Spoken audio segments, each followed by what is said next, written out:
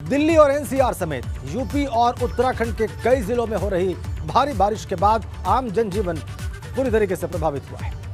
हम आपकी स्क्रीन पर 6 तस्वीरें रखने जा रहे हैं। पहली तस्वीर दिल्ली के आईटीओ की है। यहां पर बारिश की वजह से जल जमाव हो गया है। सोमवार की बारिश की वजह से जल जमाव यहां पर हुआ है और ट्रैफिक भी ज्यादा है। सोमवार होने की वजह से लोगों को यहां पर परेशानी का सामना करना पड़ रहा है। दिल्ली के कई और इलाकों में हालात ऐसे ही हैं।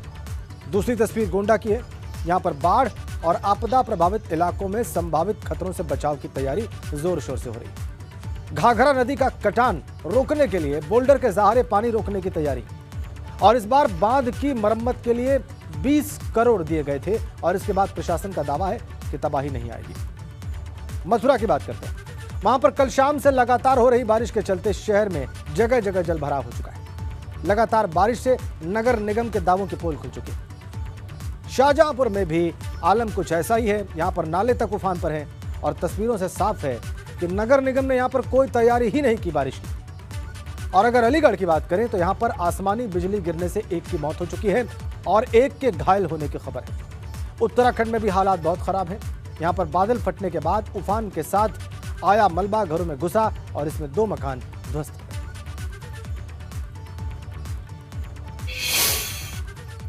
तो बीती रात से भयंकर बारिश हो रही है और मैदान से लेकर पहाड़ तक मेघा बरस रहे हैं और इससे गर्मी से बेशक थोड़ी सी राहत मिली हो, लेकिन कई जगहों पर यह बारिश आफत भी बनती नजर आ रही है। आप 3 राज्यों में बारिश की तस्वीरों को देख सकते हैं। दिल्ली में लगातार बारिश हो रही है। उत्तर प्रदेश में आलम यह है कि नदियों का जलस्तर बढ़ चुका है। करीब 12 जिलों में मूसलाधार बारिश की खबर है। पहाड़ पर मुश्किल बढ़ रही है क्योंकि यहां पर तेज बारिश से मकान टूट गए हैं और जल भराव के हालात बन गए। इससे वहां के लोगों में दहशत है।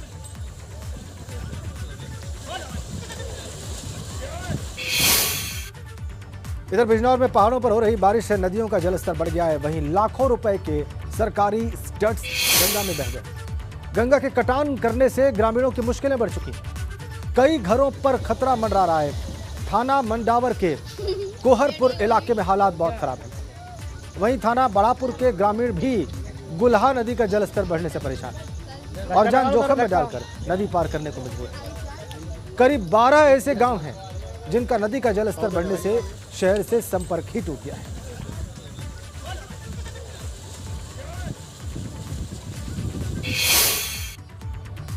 तो पहाड़ी इलाकों में हो रही बारिश के कारण बरसाती नदियों में आई बाढ़ से जहां आवागमन बाधित हो रहा है, वहीं सहारनपुर के शाकुंभरी में पानी आने से सिद्धपीठ मां शाकुंभरी देवी के दर्शन करने आने वाले श्रद्धालुओं को भी परेशानी का सामना करना पड़ रहा है। काफी संख्या में श्रद्धालु जान जोखिम में डालकर नदी पार कर देवी के दरबार तक पहुंचे और आप तस्वीरों में देख सकते हैं कि कैसे श्रद्धालु जान जोखिम में डालकर नदी पार कर। इधर मां शाकुंभरी देवी मंदिर के व्यवस्थापक आदित्य राणा ने श्रद्धालुओं से अपील की है कि वो नदी के तेज बहाव को पार न करें।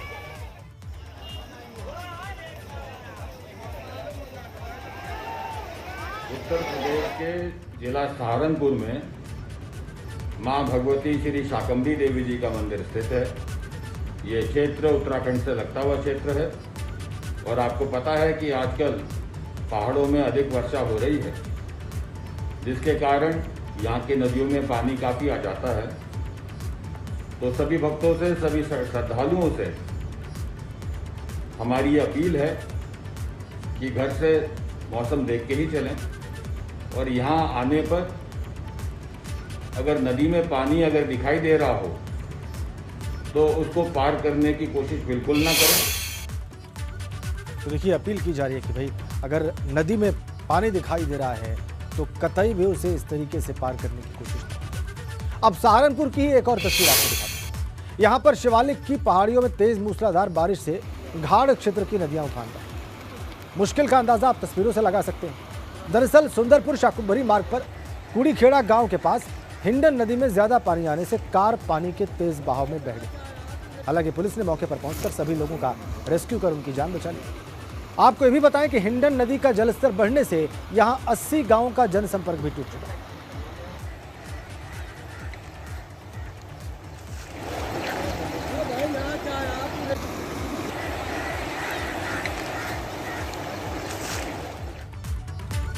यूपी के अलग अलग हिस्सों में बारिश हो रही है। दिल्ली एनसीआर में भी बीती रात से बारिश जारी है। बात गाजियाबाद की करें तो यहाँ हल्की बारिश ने मौसम का मिजाज बदला, लेकिन लोगों के लिए यह बारिश मुसीबत का सबब बन गई। जगह जगह जल भराव हो चुका है। इसकी वजह से कहीं कहीं जाम भी लग चुका है। मॉनसून को लेकर प्रशासन की तैयारियों की पोल ही खुल गई। नोएडा एनसीआर में सुबह से हो रही हल्की हल्की बारिश ने मौसम का मिजाज तो बदल दिया है, लेकिन ये बारिश कई जगह मुसीबत का सबब भी बन रही है।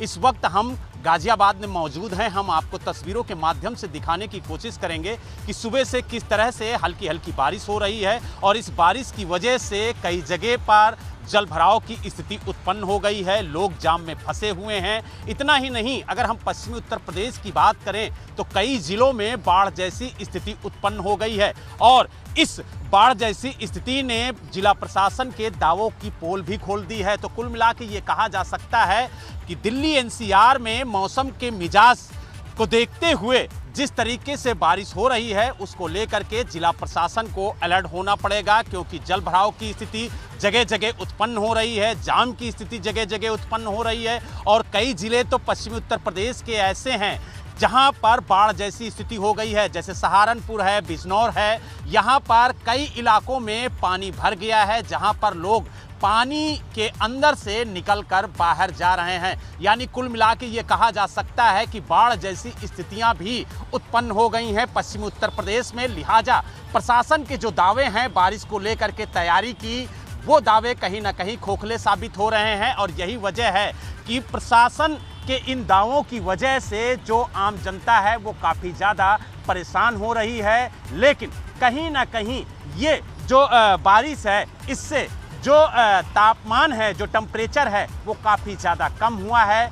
लोगों को इस खुशनुमा मौसम में एंजॉय करने का मौका मिला है, लेकिन कई ज़िले ऐसे हैं जहां पर ये बारिश मुसीबत का सबब बनी हुई है और वो लोग प्रशासन से गुहार लगा रहे हैं कि जल्द से जल्द इस बारिश की समस्या से उन्हें निजात दिलाई जाए।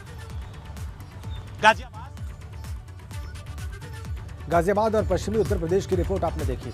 श्री कृष्ण की नगरी मथुरा में भीषण गर्मी के बाद अब लगातार बारिश हुई और इससे लोगों को थोड़ी राहत तो मिली है गर्मी से, लेकिन दूसरी आफत इस बात को लेकर है कि शहर में जगह जगह जल भराव हो चुका है। लगातार बारिश ने नगर निगम के तमाम दावों की पोल खोल कर रख दी। इससे स्थानीय लोगों और श्रद्धालुओं को भारी परेशानी हो रही है।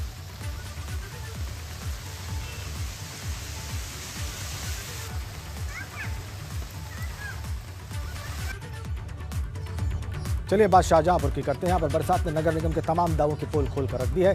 भीषण गर्मी से जहां लोगों को थोड़ी सी राहत मिली है, वहीं ये बारिश कई लोगों के लिए आफत बनकर आई है। गलियों में पानी ने विकराल रूप धारण कर लिया है। गलियों में भरे जल भराव से लोगों का सामना परेशानियों से हो रहा है। यहाँ पहली बारिश के बाद ही नदियां जैसे सड़क पर आ गई हो, ऐसा दृश्य दिखाई दे रहा है।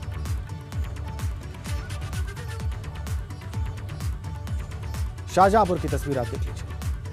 गली गली जल भराव, सड़क पर ऐसा लगता है कि तालाब का पानी चारों तरफ बिखरा पड़ा है। तालाब बन चुके हैं सर, इसी में लोग अपने वाहन लेकर निकलने को मजबूर, जिन्हें आवश्यक कार्य आफत बनकर आई है बारिश। और इससे नगर पालिकाओं और नगर निगमों की तैयारियों की, उनके दावों की और उनके पार्षदों के काम की पोल खुल गई।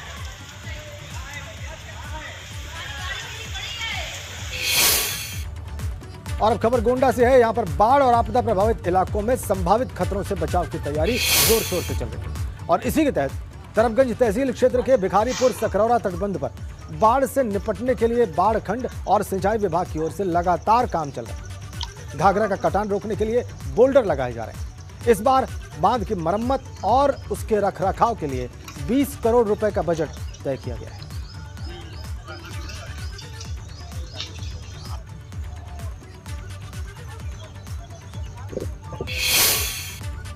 एक बड़ी खबर सीतापुर से है। तेज बारिश की वजह से वहां पर घर की छत ही गिर गई। ये छत के मलबे में दबकर मां बेटे की दर्दनाक मौत की खबर आ रही है। तालगांव इलाके में छत गिरने से 2 लोगों की मां बेटे की मौत हो गई है। सीतापुर में पोस्टमार्टम रिपोर्ट के बाद प्रशासन ने आर्थिक मदद का भरोसा दिया है। छत गिरी है तेज बारिश की वजह से, लगातार बारिश की वजह से सीतापुर में, और इसके मलबे में दबकर मां बेटे की मौत हो गई है। बहुत दर्दनाक, बहुत दुखद ये मातम पसरा हुआ है सीतापुर में। प्रशासन कह रहा है कि पोस्टमार्टम की रिपोर्ट के बाद मलबे में दबकर इन मां बेटे की मौत हुई है। प्रशासन का दावा है कि जैसे ही पोस्टमार्टम रिपोर्ट आएगी वो मुआवजे की घोषणा करेंगे। तेज बारिश से घर की छत गिरी है सीतापुर में, मातम पसरा हुआ है। बहुत अफसोसनाक, बहुत दुखद ये सब कुछ। दबकर इस मलबे में मां बेटे की मौत हुई।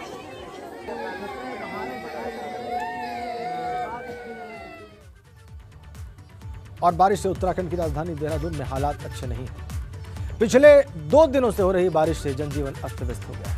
भले ही नगर निगम बारिश के सीजन में व्यवस्थाएं दुरुस्त होने का दावा कर रहा हो, लेकिन हालात कुछ और ही हैं। ये तस्वीरें राजधानी के बसंत कुंज, कुंज विहार और चंद्रबनी इलाके की हैं। यहाँ लोगों के घरों में पानी भर गया है और वहीं नगर निगम के आपदा कंट्रोल रूम में 2 दिनों के अंदर जल भराव की 35 से ज्यादा शिकायतें आ चुकी हैं। इसके बाद नगर निगम के जिम्मेदार लोग शिकायत मिलने पर मदद पहुंचाने का दावा कर रहे हैं।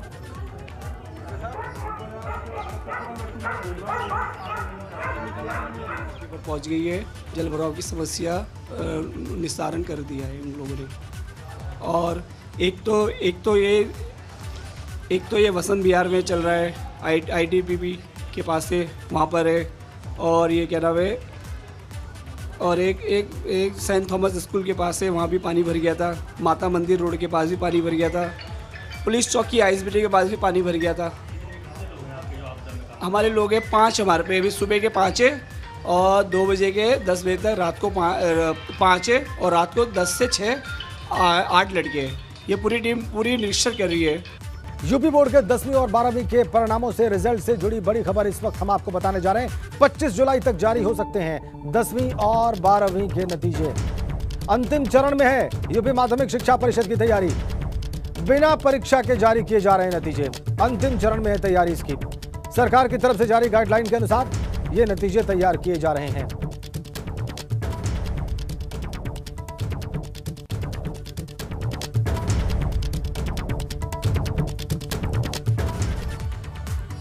एक और बड़ी खबर, यूपी के निजी अस्पतालों में महिला नसबंदी का रिकॉर्ड बना है। जी हां, हौसला साझेदारी कार्यक्रम के तहत यह नया रिकॉर्ड बना है। निजी अस्पतालों ने लक्ष्य से 167% से भी ज्यादा नसबंदी की है। राष्ट्रीय स्वास्थ्य मिशन ने हौसला साझेदारी कार्यक्रम चलाने की जिम्मेदारी सिप्सा को सौंपी। परिवार नियोजन के क्षेत्र में निजी सेवा प्रदाताओं की सहभागिता से यह कार्यक्रम चलाया जा रहा है। 167% से ज्यादा लक्ष्य से ज्यादा नसबंदी का कार्यक्रम यहां पर हुआ है। नसबंदी कराई गई है निजी अस्पतालों में। लक्ष्य से 167% से भी ज्यादा यूपी के निजी अस्पतालों में महिला नसबंदी का रिकॉर्ड बना है। और एक बड़ी खबर, लखनऊ समेत कई जिलों में ATS ने छापा मारा है। आतंकी मिन्हास का मोबाइल फोन जांच के लिए हैदराबाद भेजा गया। ATS छापेमारी के दौरान मिन्हास ने अपना मोबाइल फोन जला दिया था। लखनऊ के फॉरेंसिक लैब ने मोबाइल का डेटा रिट्रीव वहां पर नहीं हो पाया और मिन्हास के मोबाइल से आतंकियों के नेटवर्क के खुलासे की उम्मीद जताई जा रही है। लखनऊ में बैटरी, तार, बारूद और खरीदने के ठिकानों पर छापेमारी की जा रही है। कस्टडी रिमांड के दौरान सबूत जुटाने के लिए ATS ने ये रेड्स की हैं, ये छापेमारियां की हैं। विवेक त्रिपाठी हमारे सहयोगी फोन लाइन पर है लखनऊ से। विवेक, का ये बहुत ही महत्वपूर्ण अपडेट इस वक्त ABP गंगा अपने दर्शकों को दे रहा है। इस बारे में और डिटेल अपने दर्शकों के सामने रखिए। जी देखिए राजन, मिन्हास का जो नेटवर्क है उसके बारे में छानबीन के लिए ATS ने कानपुर से कुछ लोगों को उठाया है, उनसे पूछताछ चल रही है। हालांकि पूछताछ में बहुत सारी चीजें नहीं निकली हैं, लेकिन लखनऊ में कहां पर इन लोगों ने असलहों की सप्लाई की थी और किस तरह से असलहे मिन्हास को दिए गए थे, ये सब चीजें सामने आई हैं। उसके आधार पर कल शाम से ही छापेमारी का दौर यहाँ पर जारी है और पुराने लखनऊ के कई ठिकानों पर छापेमारी की गई है। जो ये बताया है, जो आतंकी शकील है, जो आतंकियों का साथी शकील पकड़ा गया है, उसने कानपुर के किस व्यक्ति से असलहे लिए थे और सप्लाई की थी उसको। चौक के पुराने इलाके में जो घंटाघर है वहां पर उसको असलहे दिए गए थे, ये जानकारी मिली है। और ATS की टीम सिर्फ मुआयना करने गई थी, एक तकनीकी जो परीक्षण होता है इनका, वहां पर गई थी, घंटाघर गई थी। इसके अलावा पुराने लखनऊ के कई इलाकों में कुछ जगह पर छापेमारी की गई है। ये भी बताया है कि जो शकील की दुकान है जो बैटरी की, वहां पर भी टीम ने छापेमारी करके कुछ लोगों से पूछताछ की है, कुछ लोगों को हिरासत में लिया है। 3 ऐसे व्यक्ति हैं जिनसे पूछताछ की जा रही है। ये लोग अक्सर शकील की दुकान में आते जाते थे और बैटरी का कारोबार के सिलसिले में आते थे या आतंकी गतिविधियों के सिलसिले में आते थे। इस बारे में भी पुष्टि की जा रही है। अगर जरा सी भी इनकी भूमिका पाई जाती है, जो पूरा नेटवर्क है इसमें कहीं से भी उनकी संलिप्तता सामने आती है, तो इनकी गिरफ्तारी की जाएगी और घोषणा की जाएगी। हालांकि अभी एटीएस के पास 7 लोग हैं, कानपुर और लखनऊ के मिलाकर टोटल 7 लोग हिरासत में हैं। इनसे पूछताछ की जा रही है। ये तस्दीक करने की कोशिश की जा रही है कि जो असलहे मिले हैं वो जिन्होंने दिए हैं उनको इस बात की जानकारी थी कि ये आतंकी गतिविधियों में इस्तेमाल होने हैं। जिस तरह से जो अन्य लोग पकड़े गए हैं उनको ये मालूम नहीं था कि आतंकी गतिविधियों में लिप्त हैं, इसीलिए उनके साथ अक्सर वो मिलते थे, दुकान में आते जाते थे। कई ऐसे लोग हैं जो एटीएस ने जो लिस्ट बनाई है उसमें कई ऐसे लोग हैं। और जो बैटरी जिस तरह से बम बनाया है, बैटरी, तार और बारूद कहाँ से लिया गया, इस बारे में भी जानकारी की जा रही है कि किन किन जगहों से अलग अलग जगहों से सामान लेके इन्होंने एक जगह पर इकट्ठा किया और उसके बाद उसको बनाया है। तो ये सारा नेटवर्क अभी बहुत जल्द इस छापेमारी के बाद सामने आएगा, जैसा हमने बताया है। बहुत बहुत धन्यवाद आपका विवेक इन तमाम जानकारियों के लिए। एक बड़ी खबर लखनऊ से, 69,000 शिक्षक भर्ती किए अभ्यर्थियों का प्रदर्शन। जी हां, बेसिक शिक्षा निदेशालय पर ये अभ्यर्थी धरना प्रदर्शन कर रहे हैं। कुछ दिन पहले अभ्यर्थियों ने मुख्यमंत्री आवास और बेसिक शिक्षा मंत्री के आवास के पास भी प्रदर्शन किया था। इनका आरोप है कि शिक्षक भर्ती में आरक्षण के नियमों का पालन नहीं हुआ है। अभ्यर्थियों के अनुसार भर्ती में ओबीसी वर्ग को नियमानुसार 27% आरक्षण नहीं दिया गया। एससी वर्ग को भी 21% आरक्षण नहीं मिलने का आरोप लगा रहे हैं।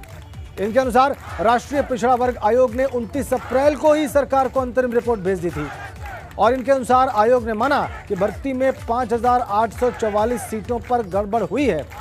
अभ्यर्थियों ने बताया कि वो कई बार इसको लेकर बेसिक शिक्षा मंत्री, डीजी स्कूल एजुकेशन समेत अन्य अधिकारियों से मिल भी चुके हैं और हाल ही में प्रियंका गांधी से भी ये लोग मुलाकात कर चुके हैं। देना था आयोग को दे चुके हैं और आयोग ने अपनी रिपोर्ट में बताया है कि 21% और 27%, एससी को 21% नहीं दिया है, ओबीसी को 27% नहीं दिया गया है।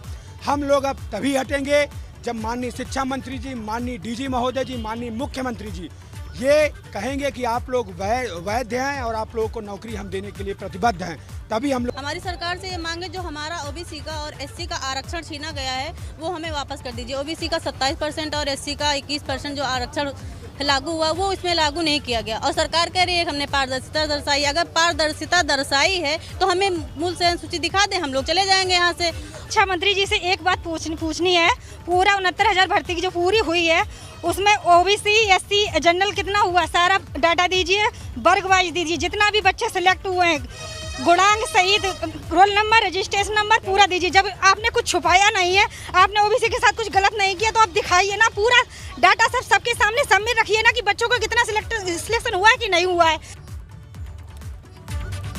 बड़ी खबर नोएडा से, ट्रांसफर के विरोध में स्वास्थ्य कर्मियों का धरना प्रदर्शन। नोएडा में सेक्टर 39 स्थित सीएमओ ऑफिस के कर्मचारियों का प्रदर्शन हो रहा है और ट्रांसफर को लेकर हो रहा है। आक्रोश है इन कर्मचारियों में।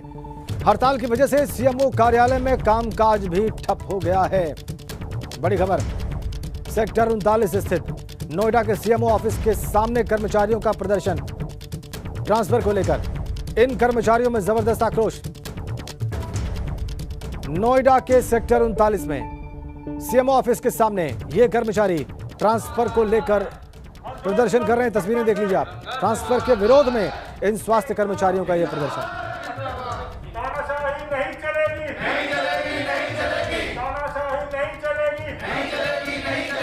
तानाशाही नहीं चलेगी के नारे लगा रहे हैं ये स्वास्थ्य विभाग के कर्मचारी और ट्रांसफर के विरोध में प्रदर्शन कर रहे हैं। लखनऊ से बहुत दूर यहां नोएडा में और सीएमओ ऑफिस के सामने सेक्टर 39 में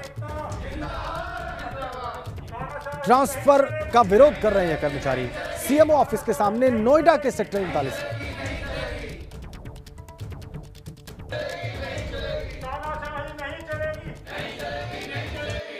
मेरा खुद का और मेरे साथियों को ट्रांसफ़र कर दिया गया, जिसमें कपल पोस्टिंग, गंभीर बीमारी सबको देखते हुए कोई भी चीज़ कंसीडर नहीं करी गई और ऐसे पूरे प्रदेश में बहुत लोग हैं जिनका ट्रांसफ़र कर दिया गया। क्या चाहते हैं आप, क्या मांग करते हैं? कपल पोस्टिंग का और इनका यही होता है कि जो जहाँ है हम सबका कैंसिल हो, हम ये चाहते हैं। कितने साथियों का हुआ है? 6 लोगों का। और एक बड़ी खबर, लखनऊ शहर से जुड़ेगा आगरा एक्सप्रेसवे। एलिवेटेड रोड बनाकर लखनऊ से जुड़ेगा आगरा एक्सप्रेसवे। प्रोजेक्ट के लिए शासन ने एलडीए और नगर निगम से रिपोर्ट मांगी है। एलिवेटेड रोड बनने से 15 मिनट में आगरा एक्सप्रेसवे पहुंच जाएंगे। 1697 करोड़ की लागत से बनेगा हैदर कैनाल एलिवेटेड रोड। अभी 1090 चौराहा से आगरा एक्सप्रेसवे जाने में लगते हैं 45 minute. Haider canal elevated road का निर्माण शुरू होने पर इसे ग्रीन कॉरिडोर से भी जोड़ा जा सकता है। लखनऊ को जोड़ने वाला है ये। शहर को आगरा एक्सप्रेसवे से जोड़ने के लिए एलिवेटेड रोड बनेगी। इससे सफर बहुत छोटा हो जाएगा, बहुत सुविधा हो जाएगी। अभी 1090 चौराहे से आगरा एक्सप्रेसवे तक पहुंचने में 45 मिनट औसतन समय लग जाता है, लेकिन यह समय बहुत कम हो जाएगा अगर हैदर कैनाल एलिवेटेड रोड बन जाती है तो। शासन ने इस रिपोर्ट संदर्भ में सारे प्रकरण के संदर्भ में एक रिपोर्ट मांगी है। शहर को आगरा एक्सप्रेसवे से जोड़ने के लिए एलिवेटेड रोड बनाने की योजना है और शासन ने इस बाबत रिपोर्ट मांगी है।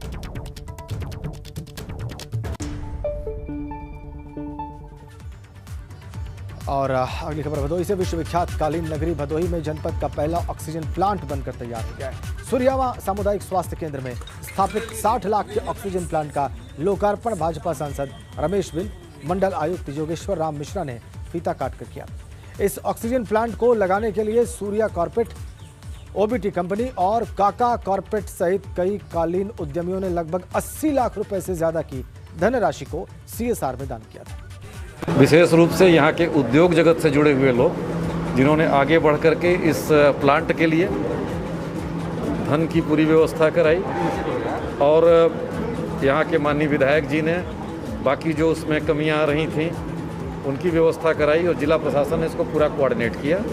ये बहुत अच्छा संकेत है, बहुत अच्छा प्रयास है और सब हम लोग मिलजुल करके कोरोना से जो संघर्ष हमारा जारी है बहुत प्रभावी तरह से इस युद्ध को करेंगे और निश्चित रूप से कोरोना को परास्त करेंगे। आज सूर्यावा के CHC से, इस प्लांट से ये मैसेज पूरे जनपद में जाना चाहिए।